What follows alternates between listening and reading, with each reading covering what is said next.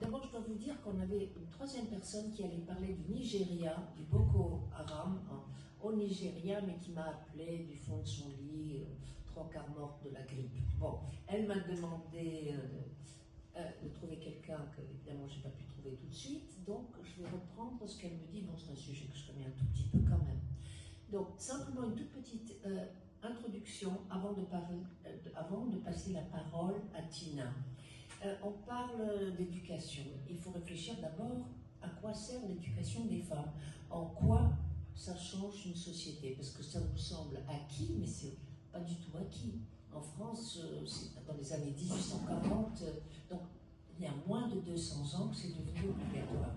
Donc en gros, mais vous savez déjà tout ça par cœur, l'éducation des femmes, qu'est-ce que c'est bon pour l'économie d'un pays, puisqu'elles travaillent, ramènent de l'argent. Et puis, donc, il y a plus de revenus, ça on le sait. Une meilleure santé familiale, ça c'est intéressant dans les pays en développement et même en France, enfin partout. C'est que les femmes savent lire ce qui a marqué sur le médicament et ont une meilleure gestion familiale, leur gestion familiale tout court. La santé, elles ont moins d'enfants. En général, il y a une corrélation absolument directe. Les enfants sont plus performants à l'école, il y a un tas de choses très importantes, moins de mortalité infantile, et c'est très, très, très important. Et ensuite, il y a une participation sociale. Alors, participation sociale, ça veut dire quoi? Elle participe à la politique, aux politiques locales, nationales, mais ça, c'est aussi ce qui pose le plus de problèmes dans les sociétés ultra-patriarcales dans lesquelles on va parler. Parce qu'une femme qui sort de son foyer pour aller s'agiter dehors, pousser une gueulante dehors, ça remet en cause tout l'édifice patriarcal. Et en fait, s'il fallait résumer, qu'est-ce qui ne va pas et le pourquoi des oppositions à l'éducation, c'est justement les femmes dans l'espace politique et les revendications des femmes. Donc en gros, l'éducation des femmes, historiquement, mais j'y viendrai après, ça parle d'un privilège exceptionnel, une aristocratie, des gens privilégiés, et ainsi de suite, un droit fondamental. Sachez que c'est un droit fondamental que depuis 1945. C'est pas très vieux. Et de toute façon, l'éducation n'est pas encore universellement garantie. Bon, maintenant, avant de parler du Nigeria et ensuite de l'Afghanistan, vous allez m'entendre ce soir, mais d'abord, Tina va parler d'Iran, d'un problème spécifique en Iran. Merci beaucoup, Caroline. Est-ce que ça fonctionne? Alors, bonsoir à toutes et à tous. Il y a quelques hommes dans la salle. Je suis très heureuse d'être ici et merci beaucoup à Tina et à vous pour cette invitation. En fait, j'ai consacré ma thèse doctorale au rôle de l'éducation dans la prévention de la violence, en utilisant le cas de l'Afghanistan. Et donc, je suis heureuse de participer à cette table ronde sur un sujet, donc l'éducation des filles, qui est pour moi stratégique. Cette présentation que je vais faire porte sur les attaques chimiques qui visent les écoles en Iran et les écoles de filles. Et on va regarder notamment la portée de ces attaques sur les droits humains et notamment donc, les conséquences que ça peut avoir par rapport aux effets qu'on attend normalement positifs de l'éducation des filles, bien sûr.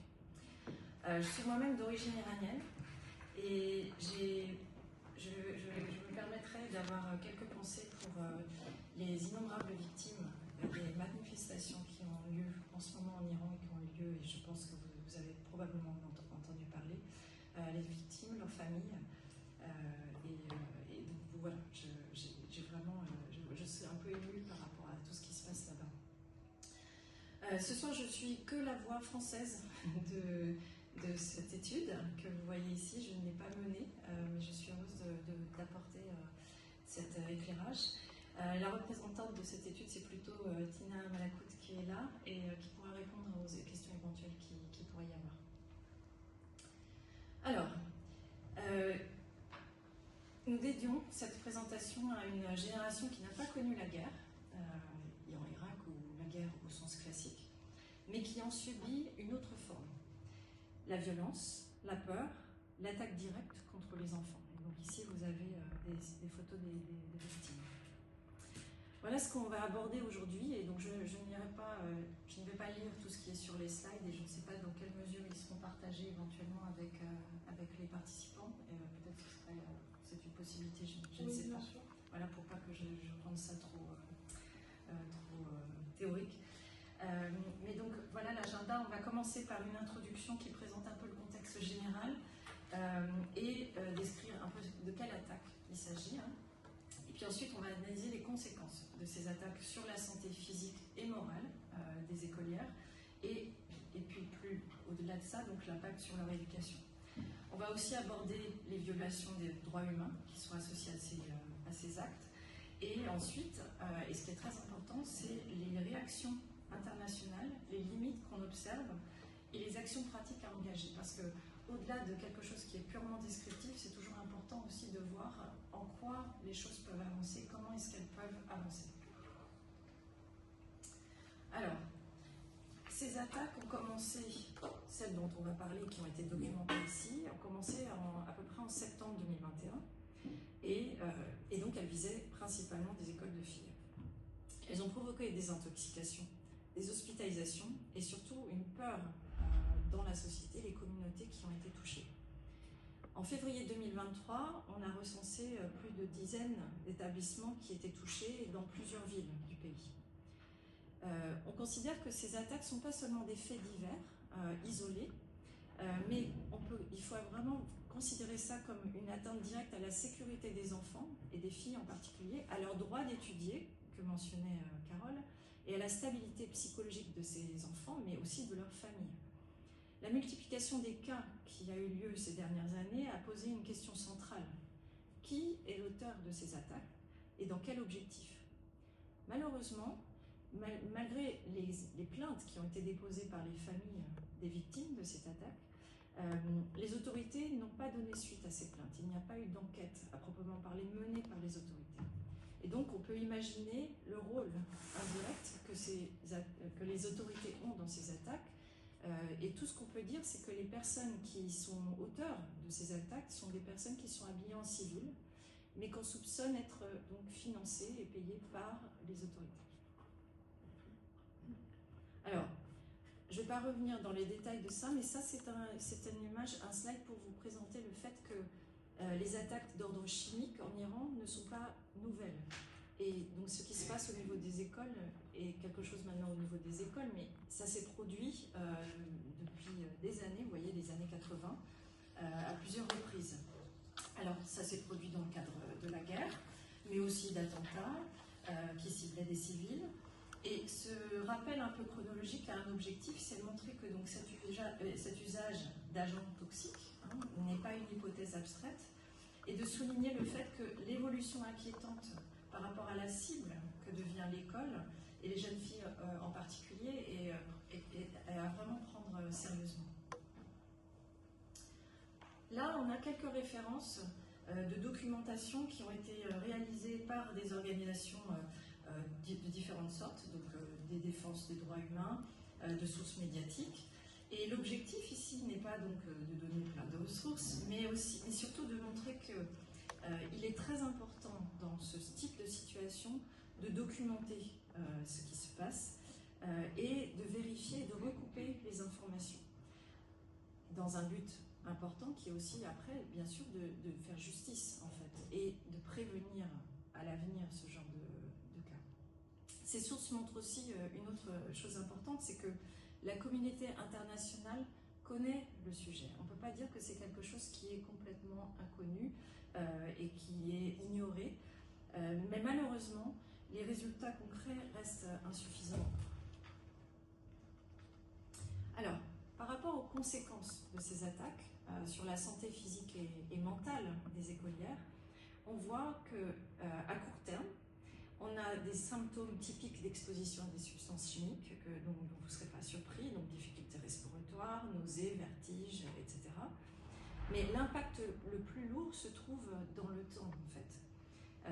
Il y a une anxiété chronique, il y a des crises de panique, des troubles du sommeil et bien sûr un sentiment d'insécurité permanent. L'école devient un lieu de danger Et l'enfant, par conséquent, perd son espace le plus essentiel, qui est un lieu stable pour apprendre et grandir. Donc tous les impacts positifs que Carole citait tout à l'heure par rapport à l'éducation sont par conséquent atteints. Au niveau des conséquences, on voit aussi sur le plan éducatif des dégâts massifs qui vont au-delà de ce que je décrivais juste avant, puisque du fait de ces conséquences physiques et morales, les élèves ne retournent plus à l'école. Elles perdent, ou quand elles y retournent, elles ont perdu des semaines d'enseignement et prennent du retard, et leur stress post-traumatique atteigne aussi leur faculté d'apprentissage. Et lorsqu'elles retournent à l'école, ou quand les écoles rouvrent, si les attaques ont été massives, on voit que le climat a changé également dans l'école.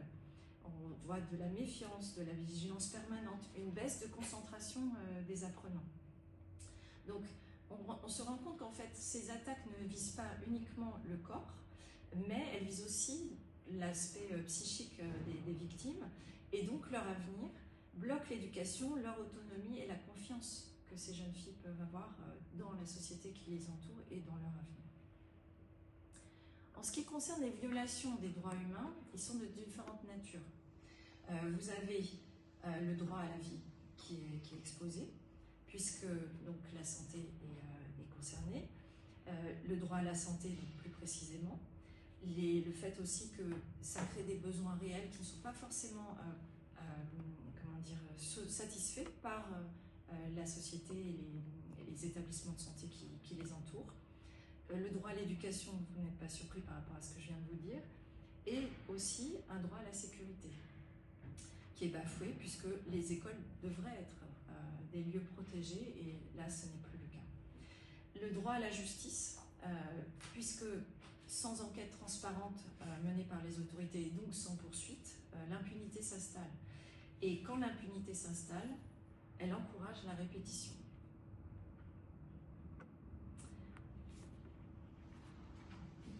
Alors maintenant, quelles sont les actions entreprises par les organisations internationales ? Puisque je vous disais en introduction qu'il est aussi important de voir comment est-ce qu'on gère en fait ce genre de situation dans ce type de contexte. Alors il y a eu différentes réactions. Il y a eu des condamnations des Nations Unies qui ont appelé à des enquêtes. Il y a l'Organisation pour l'interdiction des armes chimiques qui a rappelé les obligations liées à la Convention sur les armes chimiques. L'organisation des organisations militaires, l'UNICEF, dont vous connaissez, j'imagine, le rôle, qui ont évoqué la nécessité de soutien médical et psychologique pour ces écolières. Certaines mesures politiques, comme des sanctions, ont été évoquées, mentionnées dans le cadre plus large d'évaluation des droits humains. Mais la vraie question n'est pas donc qui a parlé, qui a prononcé le besoin d'action, mais la question est plutôt qui a obtenu des résultats mesurables sur le terrain. Alors, au niveau des actions qu'on a pu attendre et des actions qui peuvent être portées, ici vous avez une petite liste, je ne vais pas aller dans les détails, en fonction des organisations et de leur rôle, ce qu'on pourrait attendre de ces différentes actions, de ces différentes organisations. Ce tableau montre une évidence, c'est que des outils existent et sont à la portée de ces organisations, mais il n'y a pas malheureusement d'exécution réelle. Et donc, est-ce que ces actions ont été réalisées jusqu'à présent? La réponse est non, et en tout cas pas à la hauteur de la gravité de la situation. Et c'est précisément ce point qui doit changer. De ce fait, il y a une série de questions que l'équipe qui a mené ces études pose et souhaite poser directement aux organisations internationales.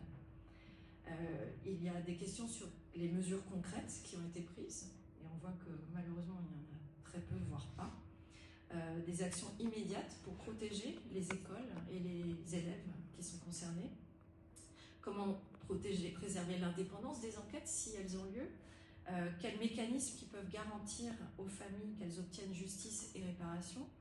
Et malheureusement, sans réponse claire, le discours international et tout ce qui a été prononcé auparavant, j'ai mentionné, reste symbolique jusqu'à présent. En termes d'autres questions qu'on peut se poser aussi, c'est comment les besoins de ces victimes sont suivis sur le long terme? Y a-t-il des dispositifs qui existent pour documenter ces attaques, préserver ces preuves, publier des rapports crédibles? Ce qui est extrêmement important justement si on veut aller plus loin dans les prises de position et d'actions concrètes. Quelles sont les données qui sont utilisées pour orienter ces décisions? L'action efficace repose toujours sur des faits et non sur des émotions, comme j'imagine vous le savez bien, vous qui êtes dans un domaine d'études qui sont rigoureuses et qui savent que la collecte de données est essentielle dans ce genre de situation. Alors, voilà la série de questions qui sont posées par l'équipe et les organisations auxquelles s'adressent ces différentes questions. Et donc, je pense qu'on peut passer, ne pas rentrer dans ces détails-là, je ne vais pas répéter forcément ces questions. Et là, on voit les actions nécessaires qu'on préconise par rapport à l'assurance de justice et d'indemnisation des écolières et de leurs familles. Il faudrait qu'il y ait donc ce type d'action qui soit menée pour avancer et qui soit menée en parallèle pour avancer dans le traitement en fait de cette situation.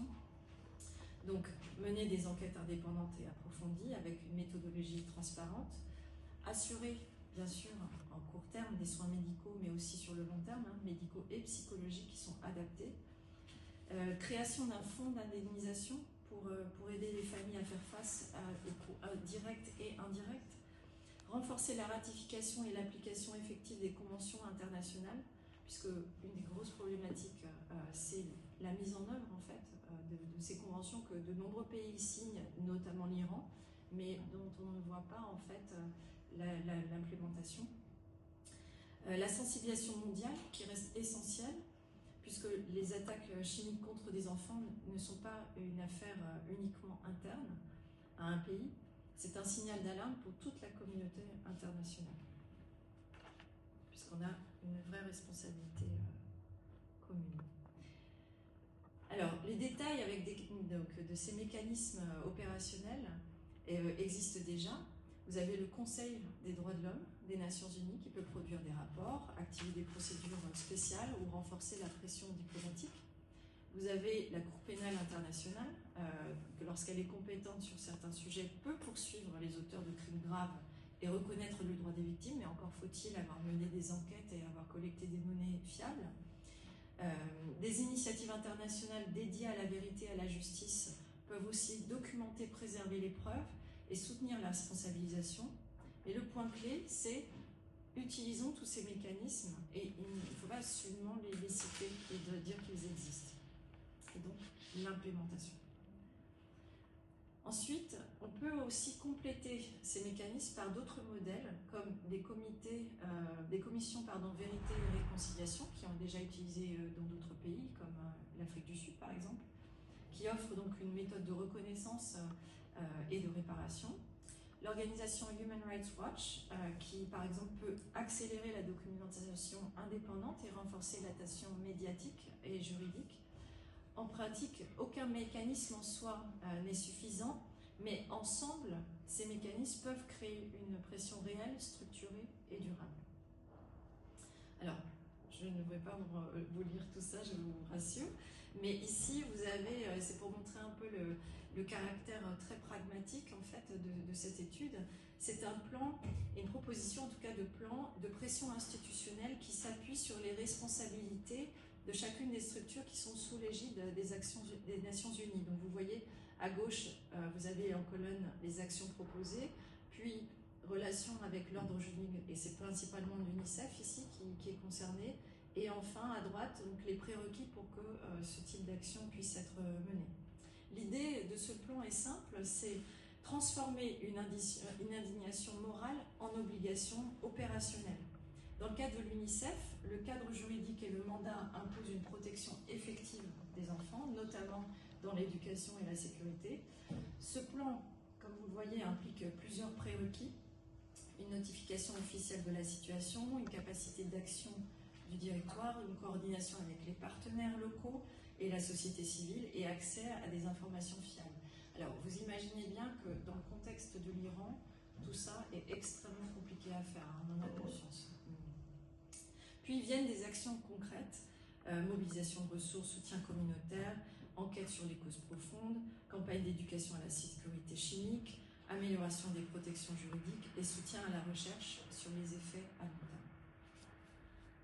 Le slide suivant va proposer des actions très spécifiques à l'UNICEF, avec un plan structuré qui est en plusieurs étapes, comme par exemple tout d'abord produire du matériel pédagogique, ensuite former les éducateurs et le personnel scolaire, créer un mécanisme de signalement sécurisé, puis mener des campagnes de sensibilisation adaptées culturellement pour que les familles comprennent les risques et les réflexes de protection.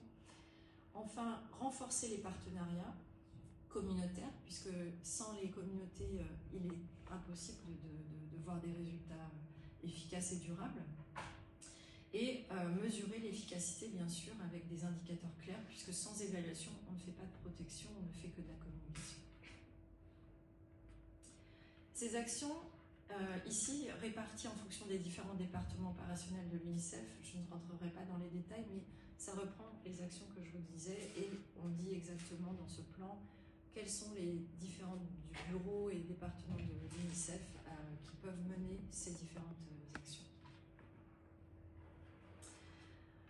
En conclusion, protéger les droits humains et les droits de l'enfant n'est pas une option, surtout en période de crise. Les attaques chimiques contre les écolières détruisent leur santé, mais aussi l'éducation et l'avenir de toutes ces communautés auxquelles elles appartiennent. Elles fragilisent les familles et créent une peur collective durable qui met en péril le pays qui est concerné. Il est essentiel que les responsables soient identifiés, poursuivis et sanctionnés. Les victimes doivent recevoir une réparation réelle, y compris une indemnisation appropriée. Les organisations internationales, les gouvernements, les institutions spécialisées doivent agir, mais de manière coordonnée, visible et mesurable. La solidarité internationale n'a de valeur que si elle protège concrètement les plus vulnérables, comme vous l'imaginez bien. Enfin, et ça, je pense que ça pourrait vous concerner plus directement à votre niveau, et je vous remercie d'avance si vous pouvez mener certaines des actions qui sont suggérées ici. Il y a des choses que chacune et chacun d'entre nous peuvent conduire à notre niveau, là où on se trouve aujourd'hui dans nos pays qui, bien heureusement, bénéficient d'un climat bien plus sécurisé que celui dont on parle là. D'abord, des pétitions qui peuvent être menées et qui ont pour but de créer une demande publique claire et des campagnes sur les réseaux sociaux pour maintenir l'attention et contrer l'oubli médiatique. Vous voyez par exemple que ces dernières semaines, on a beaucoup parlé, ces 2 dernières semaines, on a beaucoup parlé de ce qui se passait en Iran, et tout de suite après, un nouveau sujet arrive sur la scène médiatique qui l'occulte, et on a tendance, il y a tellement de sujets en parallèle, on a tendance à l'oublier. Des campagnes de lettres ciblées peuvent aussi toucher directement des décideurs. Et vous voyez, les pétitions sont là aussi pour montrer à ces décideurs l'ampleur et la masse critique un peu de personnes qui considèrent que ce sujet est important, avec, si possible, des manifestations pacifiques devant les institutions internationales pour rendre ce sujet visible, un lobbying, et ça c'est un peu lié au point que je viens de citer, auprès des élus, des responsables politiques, et enfin une collecte de fonds pour soutenir les organisations crédibles qui agissent sur le terrain en soutien aux victimes et à leurs familles. L'objectif est simple, transformer l'indignation en action. Voilà.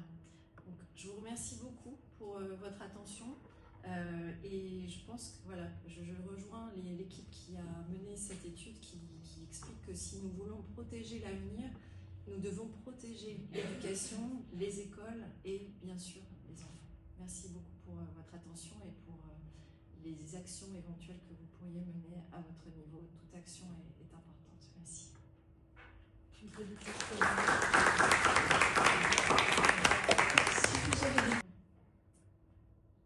Non. Toujours pas. Est-ce que c'est vrai que parfois il y a des types d'associations humanitaires mais qui peuvent faire des erreurs fait. Par exemple, ils peuvent utiliser les dons pour leur réseau marketing au lieu de vraiment aider les personnes vulnérables. Quelle est la fiabilité des dons qu'on envoie en fait? Et comment est-ce qu'on peut être sûr de l'organisation à qui on envoie les dons? Alors ça, c'est une question tout à fait légitime. Je pense que Carole me rejoindra. Et je pense que dans ces cas-là, il est important de se renseigner autant que possible auprès d'organisations qui ont une bonne connaissance du terrain, surtout si vous voulez envoyer des dons à des organisations locales. Ça, c'est la réponse que je donnerai, Carole. Oui, mais je crois qu'il y a une chose, il ne faut pas se faire des illusions. Les très grandes associations dépensent des sommes incroyables en communication et en publicité. On a calculé que l'UNESCO, c'est à peu près 70% et pour communication et 30% qui va sur place. C'est ahurissant. Vous avez peut-être reçu dans le courrier, vous savez, parfois avec des enveloppes, des stylos et des timbres. Pensez donc que ça coûte très très cher. Bon, les grosses organisations, c'est comme ça. Moi, je dirige une petite association et donc je le connais de près. Pour moi, l'idéal, c'est de trouver des petites associations qui ont des rapports entre la France, où là vous habitez, et le pays. Bon, mais il faut se renseigner de toutes les façons. On craint l'argent détourné. Ben, quelle était cette grosse association pour le cancer qui a détourné des sommes? On n'échappe pas à ça, mais on peut s'assurer. Moi, je serais beaucoup plus pour travailler avec des petites associations, avec des projets ciblés qu'on peut vérifier, qui ont des sites, qui ont de la communication, qui ont toutes sortes de choses. Ensuite, je vais faire de la pub. Mais bon, quand je vous parlerai d'Afghanistan, je parlerai de mon association. Donc voilà.